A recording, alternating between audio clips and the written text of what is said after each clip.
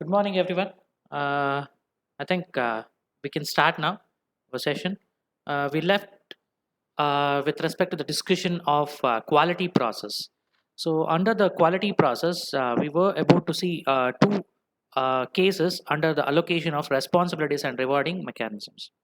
So, we'll just check it out both the cases, what happens here. Then we'll just move on to the next topic. Okay.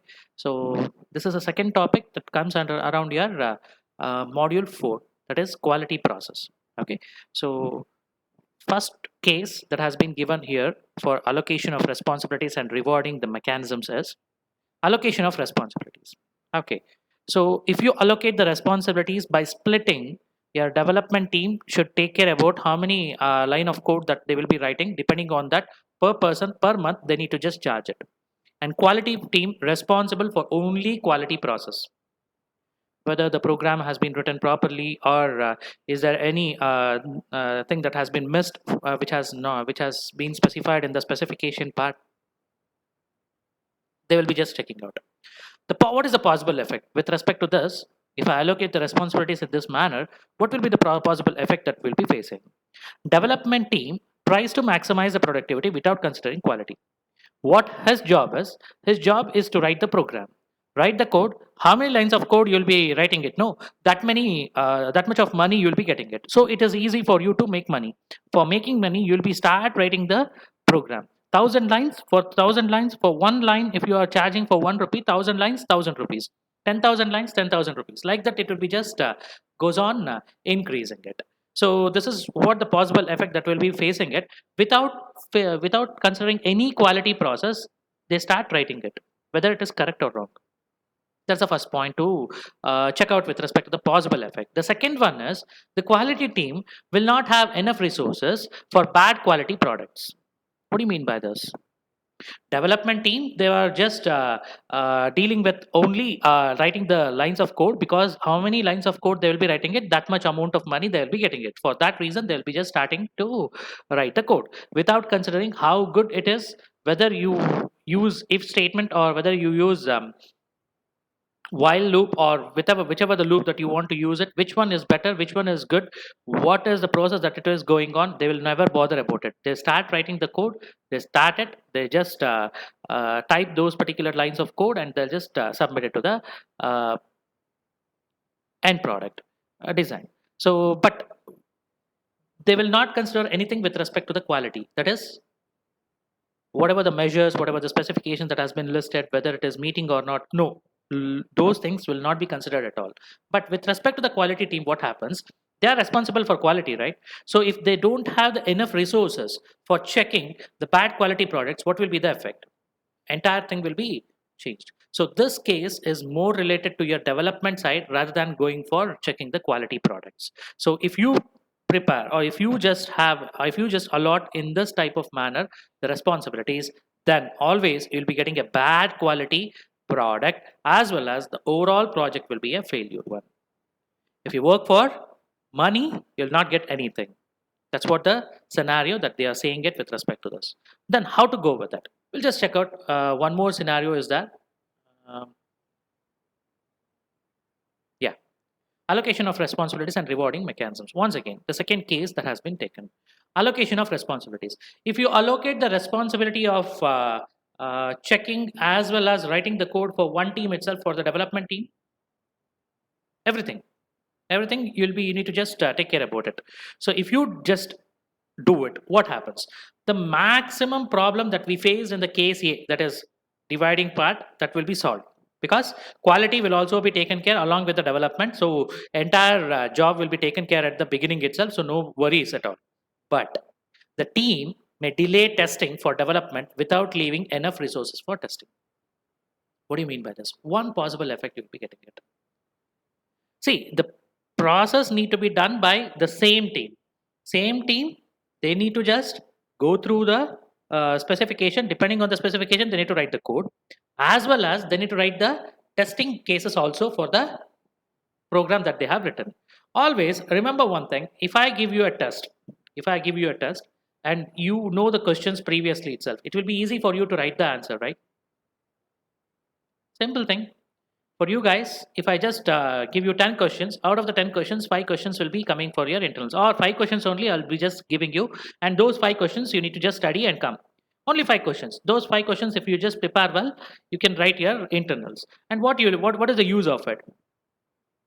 Can we measure anything, any quality with respect to the answers that you'll be writing it? No, right? Because we have already given the questions, and you know the answers for those questions. You can try to copy it from anywhere, and you'll be getting the result. That's a bullshit one. It's of no use. But if a person, first of all, he delivers all the particular concepts, and then depending on the concepts, if he tells, if he fixes one date and he just asks you to write the answers for the questions that has been asked, maybe you may be copying, but you need to know what are all the concept that is, what you need to that, what is there in that, then you start writing the answers. First you need to understand the question.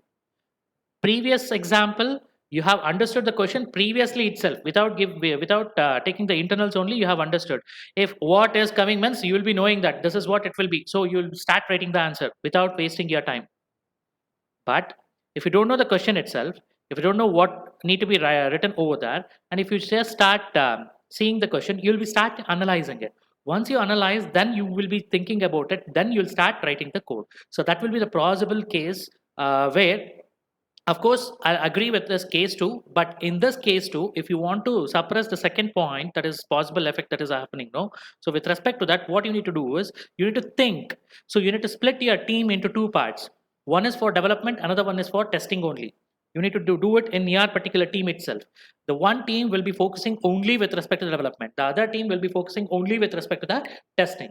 So both the teams should come with a result, and then they need to undergo the process. Once they undergo the process, then they will be getting a better project delivery or reliable product as the end product. So that is how you can just award or allocate your responsibilities to the development as well as your quality team.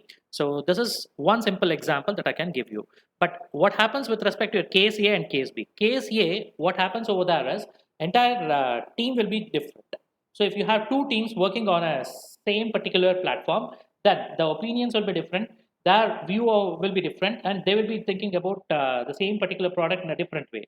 So if that is the case, then you cannot design an entire reliable product. So you will be getting people with respect to your development team will always think about the money, how can they make money, because as many lines as they write the code, they will be getting the rewards. So it is easy for them. So they start writing the code. That's it. They will not bother about any other particular quality products or quality control measures. Whereas quality control measures may be not having enough resources for checking for the bad quality products. Whatever they give us, we need to accept it. In that particular manner, if you just have a quality team, then it's of no use. Or else there may be another particular scenario coming into picture. The quality team will produce that particular scenario as well as your development team.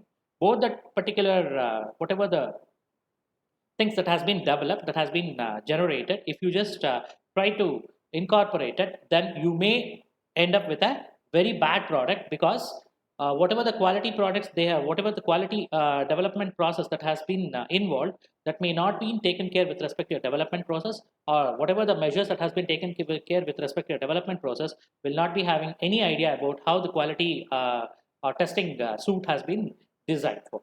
So that may be a disaster one. So you will never get a reliable product over there. But case B, somehow will be getting it, but not to the extent.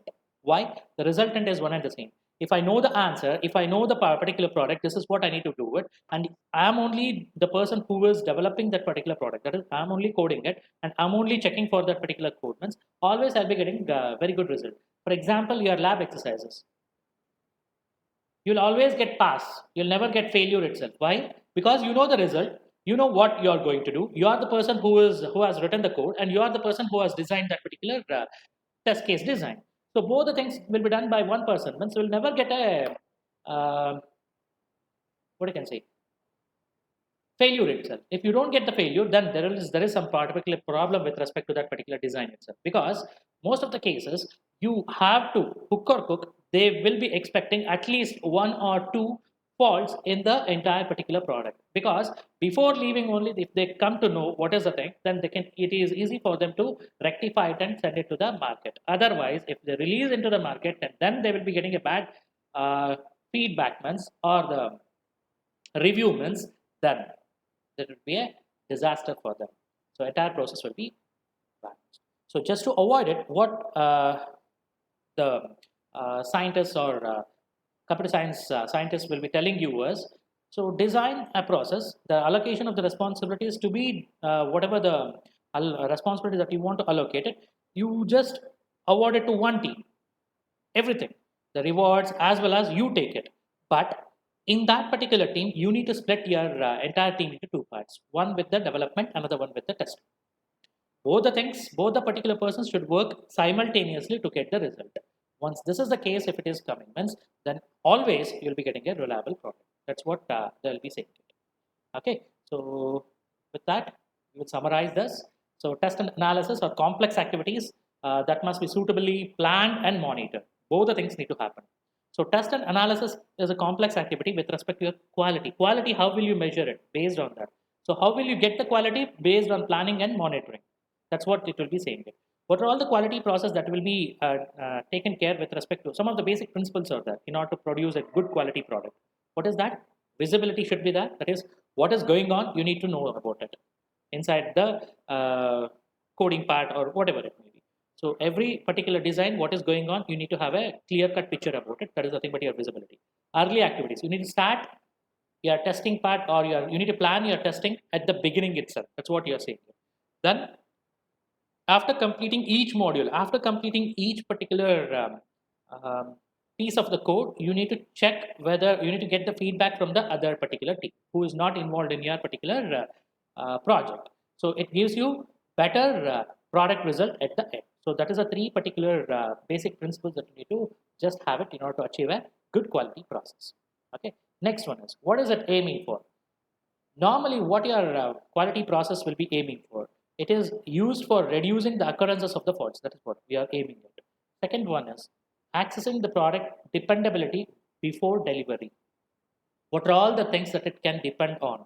So like your correctness, reliability, followed by safety, followed by robustness. So these four are nothing but your development, product development, product dependability properties, which is external properties. So you need to take care about these particular things. So dependability plays a vital role in any of the software design, improving the process. How to improve the process? By allocating the right resources to the allocating the resources to the right persons, followed by giving some rewards. Without rewards, if you just come across that, means it's of no use. You develop a program and give it to me. Okay, I'll just keep quiet. You have developed it, you have done your job very well. If I don't appreciate you, you'll never get an opportunity, or you will never say that you'll be doing the same task again. So we need to appreciate for the work that has been done previously. So that is what you'll be just having it for improving the entire process design. So that's all with respect to this topic. So second topic is ending, that is process is completed according to this. Next we'll go with the documentation part. What is this documentation? Just I'll just pause the screen. I'll just give you 2 minutes time so that I can just load that presentation part of it. So till that time, you just recall what are all the things that is needed for documentation, and whatever the things that you have in your mind, whatever the things that you have recalled, whatever the things that I'm just explaining you, whether it meets or not, you just cross verify. Okay. So yeah. Hello. Is the screen visible to all of you? I'm displaying documenting, analysis, and test. Yes, sir. Okay. Thank you. Thank you very much for your reply. Yeah, we'll just continue. What for documentation is required? Whatever you do, okay. We'll be saying that always with respect to any one of the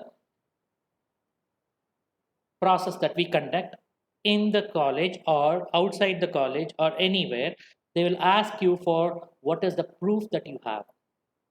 The proof will be nothing but the documentation that you need to have the event that you have just uh, hosted, or event that you have just participated into it. Based on that, the certificate will be giving you the documentation that means you have attended that particular program. Or you are hosting means what are all the bills that you are having it, what are all the things that it came into your mind, what are all the detail design that you have it, entire things need to be documented somewhere and keep it for the rest of the usage. Similarly, whenever you start analyzing and whenever you start testing a particular product, you need to document it somewhere. Why? What is the reason for it?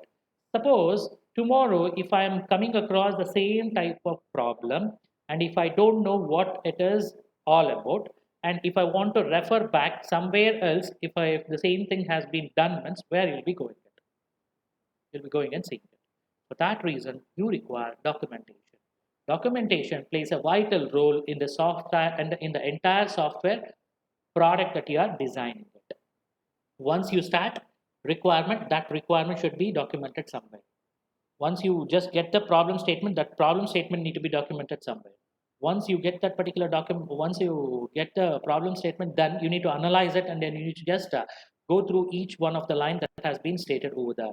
Depending on that, you need to just get the requirements. Once you get the requirements, you need to get a signature. You need to just record each one of it point by point, and you need to just get the signature of the client who has given you the problem to solve. And the second thing is, after doing that, the designing part. Simply, you may say some block diagrams will be there and all those things. Where it will be there, how it need to be there. Always, you cannot remember and you cannot recall. Whatever you get today, the same idea will never be getting you tomorrow. Tomorrow, the idea may be different. Suppose if you want to go back to the same idea, means then you should be recording it somewhere. For that reason, documentation plays a vital role. So whatever the activity that you do, that should be recorded somewhere. That recording of the process is nothing but your documentation. That plays a very vital role. Okay, you all have submitted your internal answer scripts, right? So if I have not given you to submit it in one of the Google Drive or somewhere else, if I have not given you the space itself to just submit it, and you have written it, I'll also say that I have given the question and they have written it. Orally, if I do it, then it will be of no use. You need to write it, you need to record it, you need to somewhere, you need to just produce those particular documents whenever inspection comes into picture. That is, whenever the monitoring team comes over them, we need to show them that what has been happened with that. Understanding it. So these are very, very, very important. So it plays a very vital role in any of the process that you are taking care with respect to your software development process. Each process require this documentation. Under that belt, test and analysis also comes over. Yeah, that's what I just gave some of the points. With respect to that, I'll just go to the next slide.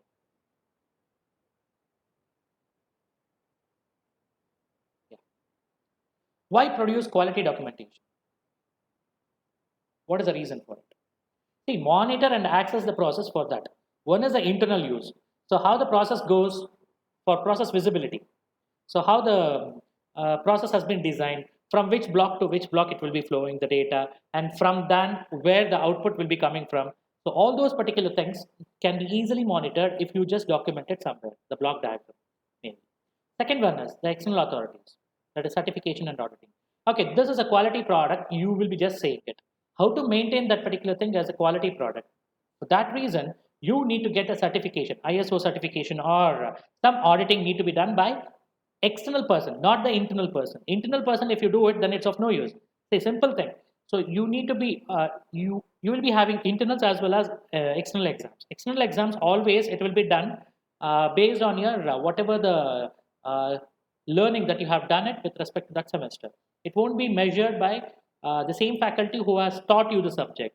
Along with that faculty, someone else will be coming from the external from the other particular college, and they will be just measuring your IQ, right? So in the similar fashion, here also, with respect to any particular software product, you need to audit it. Audit it means process by process, whatever you have done it, it should be given to an external person who will be visiting your particular company and just going through the process, and he will need to give the signature. That is, whatever the things that has been done, whether it is correct or improvement is needed, everything should be recorded, and that is nothing but your auditing process. Auditing process means external fellow will come and just monitor all your particular, inspect all your process, and depending on that, they'll just prepare a one conclusion part or the summary part. They'll just write on that, and they'll just hand over to the company head. That's how it will be doing it.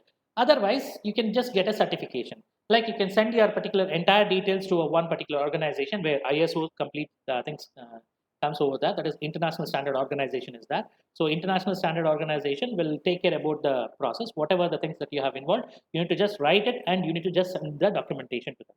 Once they go through all those things, if any doubt is that, they may ask you to send the samples also. If you send the samples and if they are okay with it, they'll certify it. Yes, this has been certified as a quality product. You can use it in under any circumstance. Or else they may give you a specific things also. This is a quality product under this temperature. So under this temperature, under this environment, you can just go through this particular type of process that need to be done. So that is how your quality will be documented with respect to it. Next one is improve the process. Maintain a body of knowledge reused across the projects. See, best example is, okay, you documented for one thing, and it may be n number of such particular, the same template may be used for n number of other projects also. Like that, you need to just have a process. So the same particular thing, a small change in it, you may get a new product. So with respect to that, instead of taking it right from the documentation right from the beginning, you can just go with saying that, okay, you can use the previous documentation. You don't worry about the entire building up the documentation. Previous documentation, whatever is there, you just hand over it. Only thing is, you need to change here and there. You just go through it. Simple example is template. A template will be provided. Based on the template, you need to fill it and you need to send it. Otherwise, it will be a hectic job for the quality assurance team, saying that whatever the things that you have sent it, whether it meets or not. Simple example is, you have designed your product based on waterfall model, and the particular certification issuing company or ISO certified certification issuing company, they'll be following some other model. Then how it will be done? It will be a different task, right? So for that, they'll ask you under which particular model, working model you have done, you have designed your particular product. Based on that, they'll give you the template. These are all the requirements that you need to specify over here, and you need to fill this particular column and this column. That they will be giving you some guidelines. Based on that, you just give it. It will be easy for them to identify what has been done and what is very much important. Based on that, they'll just go through the rest of it. Understanding it. Simple example is writing your writing the project report. So project report, they will be giving you some particular guidelines, saying that the chapter heading should be always should be at the left side of the corner, chapter name, followed by the chapter heading. Chapter heading is nothing but the chapter name of that particular thing. So chapter name, chapter 1, chapter 2, chapter 3, like that it may be, followed by what is that particular thing that is there in the chapter. So entire thing description, you need to give it with respect to one type of font size they'll be just giving. Next one, with respect to the contents of it, it should be in one of the separate font size. Like that, they'll be just giving you some guidelines. Based on that, it will be easy for us to identify where you have gone wrong, and it will be easy for us to check what are all the things that has been done, whether it is correct or wrong. Understanding it. So that is nothing but it will reduce our entire particular process design itself. So just because of it, we need to have a proper guidelines. Next one is summarize and present data for process improvement. If you just say a story, how you developed it, who came first, and what is the thing, and then you start explaining it, it will be of no use. Nobody is interested in it. They are interested in seeing what are all the techniques that you have used for developing the product, and what is the end product that you are aiming for. With respect to that, in 2 or 3 lines, that's where your objective and your conclusion part comes into picture. Your objective should be very clear and conclusion part should be very clear with respect to your project design. I'll take the example of your project design itself. Based on that, I'll just go through it. So this is where it is playing a vital role. Or an abstract, you can say it. Abstract, what is the thing that will be doing it? In the abstract, we'll summarize what we are going to explain in the entire particular design. in the entire particular presentation, what we are going to explain, what we have designed for, what we have aimed for. That's what we have achieved. We'll be explaining it in the conclusion part. Whatever the things that has been listed in the abstract may not have been covered properly. So few here and there, maybe hiccups will be there because of the resources that you are not getting it, because of insufficient resources that you are having it in your particular domain or somewhere else, whatever it may be. In the whole world, that is an insufficient resource. So for that reason, you may have not got the right output, whatever you are aiming for. What you are aiming for will be written at the abstract, and what you have got, you will be writing it in the conclusion part. These two plays a vital role in any of the project design or project proposal that you will be sending it. So these two, based on that, they'll select your paper. So not with respect to what are all the things that you will be having it. Then after reading these two particular parts, then they'll be seeing it which technique you are using. Based on that technique, whether it is a modern tool that you have used it or previously available you have used it. Depending on that, they'll grade your particular entire project report. Based on that, you may get a call, or you may just get a review of it saying that few things need to be improved and you need to improve it and send it to us next time. So that may be the thing. So for doing that process, you require to summarize and present your data for the entire process. You should not present it as it is. The entire project report is of no use. Only these two plays a vital role. These two paragraphs or three paragraphs, whatever how many number of paragraphs you'll be writing it. So you need to condense and you need to write it in a single paragraph so that everybody can understand what you're going to do. So it's a very simple thing that you need to have it. Increase reusability of test suits and other artifacts within and across the projects. Whatever the test suit that you'll be designing it should be a generic one. So once you design it for one particular project, the same test suit need to be available for the other particular problem statement also. Say for example, I'll just give you a simple example. We have designed test suits with respect to your three variables that we have considered for your boundary value analysis, as well as equivalence class partitioning, as well as decision table approach. So we have considered three different variable inputs, right? So based on that, we have designed how many test cases that we need to have it. Each one of it is having its own particular formula to decide how many test cases that you need to have it. So based on that particular scenario, if you just design one particular test suit for monitoring all the three variables values that it will be coming, whether you design it for a, whether you apply it for a, the test suit will be applied for a triangle problem or next state problem or commission problem, the result will be one and the same. Only the values will be changing, but the test suit will be remaining same, right? How many number of tests you require for a normal boundary value analysis for a three variables? It is 13. So whether you go for applying it for the triangle problem or next state problem or any other particular problem, it will be simple, same. So reusability of that. That means you need to generically, you need to generate a generic process of generating the test case suit. So with respect to that, it should be used by n number of projects. And I'm not saying that whatever the generic test suit that you'll be designed it, so it will be enough for the other particular projects also. You may change the certain things, but not the major part. So maximum times, if a minor change is happening, once you need to get the output result. So that's what it is happening nowadays in the entire world itself. They're not going to design any new product with respect to the product that they are having it. They're changing here and there few things, and they're just observing it. If they get the right answer, then they'll just say that this is one more product that has been released into the market. So that's how it is happening nowadays. Nobody is bothered to design a product right from the scratch. Suppose, think that you have a hospital management system web development project, and you want to design the same particular hospital. Instead of hospital management system, you need to design a hostel management system. The things are one and the same. Whatever the process that you will be just going through it, everything is one and the same. Only thing is, the matter is what are all the who is the end users and how they will be using it, what are all the terminologies they wanted. Depending on that, you need to just change certain process here and there. The rest of it, the database design should be one and the same. Once you just give the details of it, that should be stored somewhere and somewhere in the entire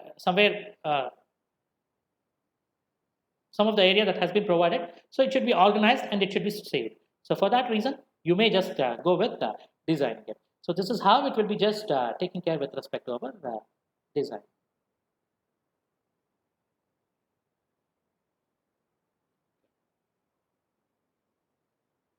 So this is how we can just produce the quality product documentation. But what we need to do it, we need to do it for monitoring and access the process, improve the process, increase the reusability. For this reason, we'll be just providing you the quality documentation with respect to it. Next one is major categories of documents. There are so many categories available under the documentation. We need to just go with several documentation types. One is planning documents. Second one is specification documents. Third one is reporting documents. So we'll just see what is this. Planning is nothing but a strategy or a how to design the process, how the process works. For that one strategy, you need to make it. Okay, if you are simple thing, I'll just give you a simple example. You will be playing one game, any game it can be. So without a plan, without a proper strategy, you cannot win the game, right? So you need to have some plans. For example, with respect to your cricket, if the bowling team wants to win the game, means they need to bowl well.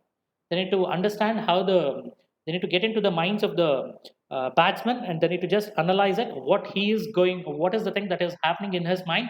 Depending on that, the bowler should bowl, and if the person bowls in the right areas, and he'll be getting wickets. If he gets wickets, then he'll be the winner. Other part, that is with respect to your batsman. So who are all the bowlers that they are having it? So opposite team, they need to analyze, they need to just get it. How they played their game in the previous game, that's what they need to analyze it. Based on that, they need to prepare a strategy. If they bowl short, then how we need to play it. So if they bowl Yorker, means how we need to play it. So at what time they will be just changing their particular things. How fast? What is the pattern that they'll be using it? First the bouncer, then they'll be just going for the other thing. Every detail of it you need to plan, and then you need to just go with the according to the plan. You need to just execute it in the game. So this is what it happens with respect to your game. I have just explained with respect to the cricket. Now you can just you can just adapt it into the software development process also. First, you have got the problem statement. Okay, you have got the problem statement. Who the client is, you need to just think about it. Whether that particular client knows something about the problem statement that has been given, or is it a blank thing that they have just given a particular statement. Just a thought, they have just given it to us. So you need to analyze that. Based on that, you need to just start the recording all the particular requirements that you wanted according to you, not according to them. Then you need to explain those particular documents. You need to just record all those things, and you need to explain it to the client. So this is the problem statement that you have given. Based on this, these are all the things that has been listed. Once you say these requirements is more than enough, we'll just give it to the other team. Or else, if we can refine it, and we can just go for redesigning of the specification requirement part. So this is how it need to be done with respect to your planning the documents. Okay, this is with respect to your specification. After specification, it need to be given to a one more team, like designing part. So we need to get, we need to just make ready that team also based on your particular requirements. They need to be, we need to just plan for such a thing, right? Say for example, I have taken the example of the cricket, right? So in the cricket, if a particular person is very good, who will be just if the bowling team need to understand, means if they want to plan it, means okay, if the person who is at the crease, who's batting, is very well batting with respect to the fast bowlers. Next, the particular person, and you need to know that the person may not play well for the off spinner. So you need to just give an opportunity for the off spinner to be a part of the team, and whenever the team needs, he need to pick up the wickets. He is picked for only picking up one star batsman of the other team, not with respect to all. If he gets more than one, it will be a bonus for them. So this is how they need to plan it. They need to get their strategy. So this strategy will work fine with respect to your product design also. Whenever you design it, okay, requirement specification is okay. This is how the plan should be. Next thing is, it need to be executed. So before execution, you need to just plot each one of it, right? So for that plotting, you require the designing team to take over. Once the designing team gets ready with respect to the design, once again, you need to go back to the client. You need to just ask him to just go through the details of it. Once he say, yes, okay, this particular process is okay for me, then you need to leave it to the development team. Once the development process finishes off, in the meanwhile, the testing team should be coming over that and they need to record each one of the particular things.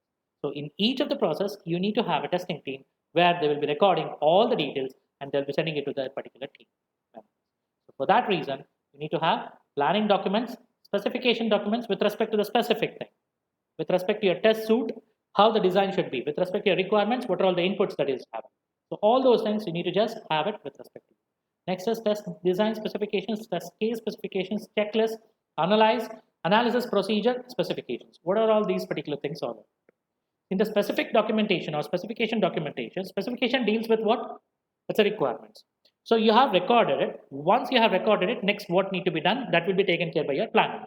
So once you get those, they should be organizing it in a proper manner. They need to record it, right? For that reason, you need to have a checklist for it. Okay, this is the problem statement, this is the input. For this input, all the particular things has been measured or not. I need to just have a particular points to be noted. With respect to it, you need to just tick on that particular points whether it has been met or not. So that's why our checklist will be playing a vital role.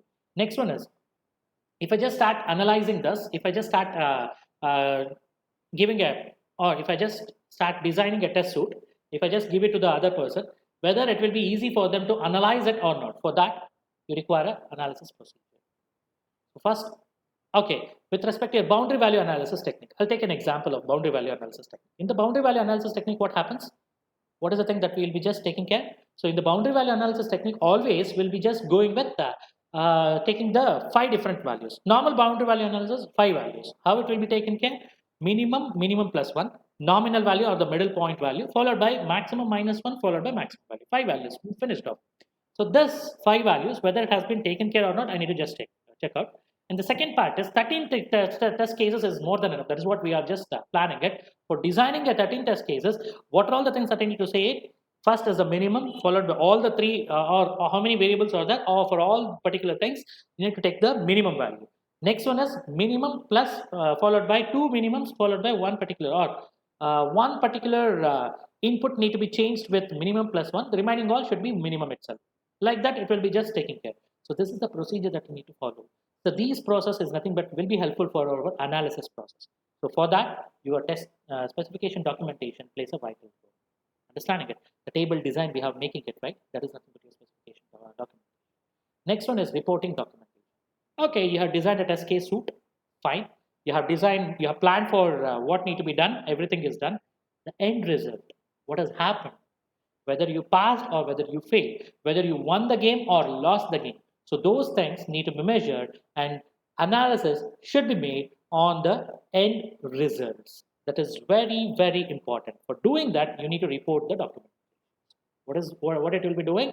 It will be having a detail and summary of analysis and test results. Whether it has been passed means under what conditions it has been passed, you'll be just saying all those things. Whether it is failure means you need to write a story about it. That means in which condition it has been failed, what are all the things that you have considered, how it has been, where it has been gone wrong, everything you need to record it properly.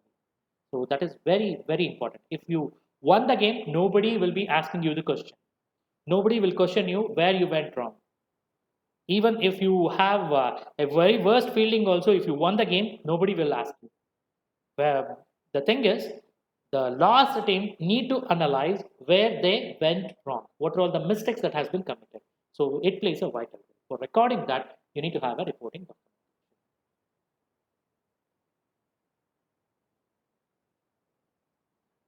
Next one is with respect to your metadata. Okay, overview of it, you'll be writing it under the documentation, that is planning document, followed by specification document, followed by a report document. So 3 types of documentation we have. So keep this in your head. This is how the question will be, how many types of documentation that you'll be having it with respect to your process development. So under that, you need to write these 3 process or these 3 categories. Under each of the category, you may have several characteristics coming across it. For that, you require to have one particular term called as metadata. Metadata is nothing but meta means it's a smallest among the data, whatever you are having it. Entire documentation is there. In that documentation, one part of the data is nothing but your metadata. So several specifications will come into picture. So there are so many things that has been listed over here. First one is approval. Okay, you have designed the report, right? You need to get an approval from one of the person. So for that, who are the persons responsible for that particular documentation. Client as well as the client is nothing but who has given you that particular problem statement, and you are the one who is getting into involved and designing it. So both the parties need to sign it and you need to just have it. So that is what you call as approval is all about. Without getting the approval, if you start designing it, it's of no use. At the end of the day, somebody may say that no approval is that. So who has given you the authority to develop it? I don't want your product. I just go away from your product. If somebody says it, if you have invested so many human resources as well as so many machines you have installed, but at last, if they say no, I don't want your product, means you'll be bankrupt.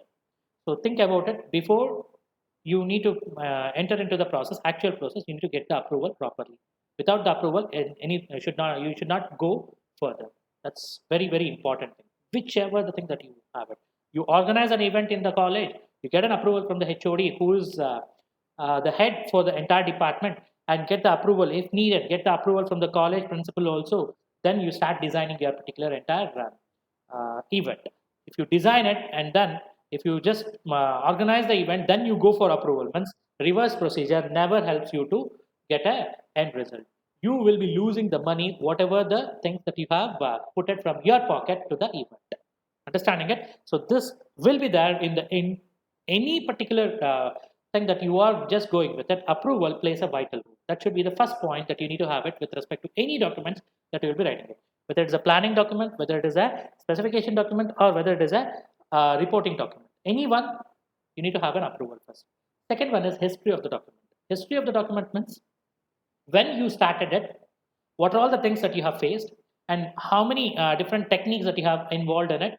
So, what is the output of each one of it? So, with the previous one, how it was behaving with respect to your particular thing, how it will be, how you have organized it, every details of it, you need to record it somewhere. Next one is table of contents. This plays a vital role. What are all the things that you are considering it over here? How many different terminologies you have used? What are all those terminologies? How it will be just pointed at? Everything need to be recorded somewhere. Next one is it is nothing but your chapter name will be there. What is going on in the chapter will be nothing but the history about the chapter. Second one is the contents of the entire textbook will be there, right? That is nothing but your table of contents. What you are going through it, so that plays a vital role. Next one is summary. Okay, relevance and possible uses of the document. Okay, you have designed this documentation. What for it is used? When you are going to use it? What are all the things that you will be just observed it? What is the output of it? What is the outcome that you can just go with it? Everything you'll be just doing it over here. Then comes your goals. Okay, you have designed you have taken the approval from that. So you have designed an entire particular product. That is table of contents will give you the entire picture of it. Next, what for you have designed it? What is the main goal or what is the main aim of this particular documentation? For that, you need to just give you a small particular description about who is going to beneficial about this particular document. So after designing the product, you will be having a help documentation. Who will be beneficial about it? The user who will going to use it, they need to have a manual. So that is very important that your goals will be all about. Next one is required documents and references. Okay, so you may say that some of the other documents also, some of the other softwares may also be needed. So with respect to it, you need to go to this particular link for getting the software of it. So these are all the additional things that you need to have it in. With respect to this, it will work fine. Say suppose you have a Microsoft designed operating system like your oh, just running out of the time. I'll just quickly okay, we'll just continue this in the next class. Okay, thank you. We'll just stop here. Rest of it will be continuing in the next class. This one, once again, we'll take up in the next class.